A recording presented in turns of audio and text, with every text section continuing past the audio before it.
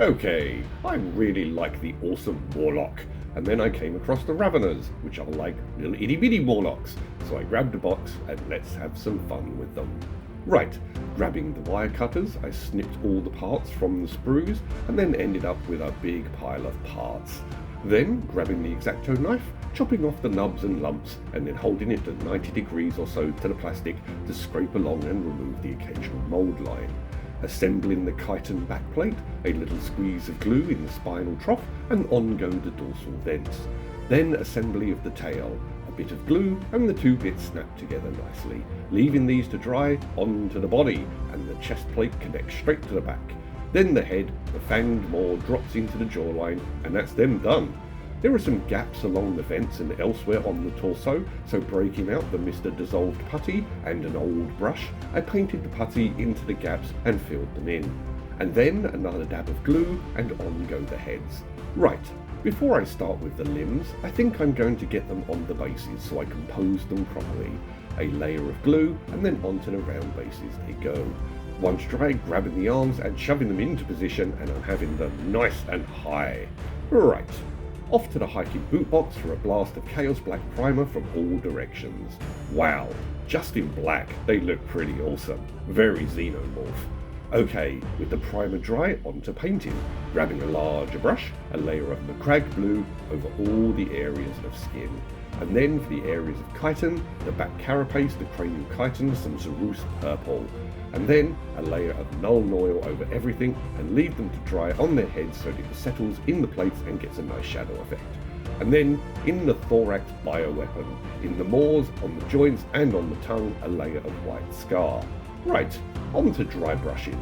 First up, adding some shade with Imric blue, first by loading up the brush and then painting a solid hue on the tail tip, and as the paint is shed and we get into dry brush territory, strokes across the ribs to accentuate them.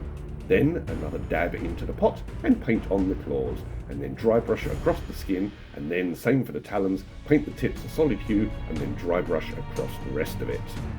Then grabbing the Ethereum blue and the same tactic, just more lightly applied, so the MacLeod blue fades through the Imric to the Ethereum and then to the white at the claw ends. And then to get the bioluminescent glow that all my Tyranids exhibit internally, Nailac oxide applied to the white scar, making the muzzle openings and the roaring mouths of the beasts glow.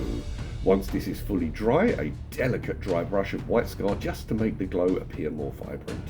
Right, one final dry brush. Gene Stealer purple dashed across the chitin plates, catching the raised edges and brushing towards the null oil that pooled up in the overlaps to create the shadow effect.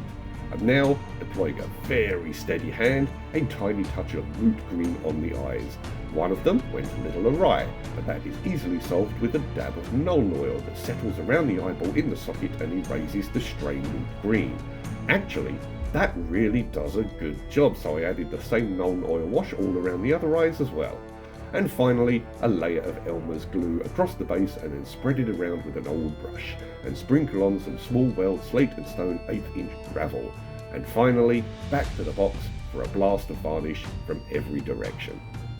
So here they are, a unit of Ravenors, a variant of the standard Tyranid warrior, designed and grown for subterranean assaults. This terrible creature can bore through the ground, slithering quickly underground before exploding upwards beneath the feet of the Tyranid's targets, and then bringing its formidable array of weapons to bear.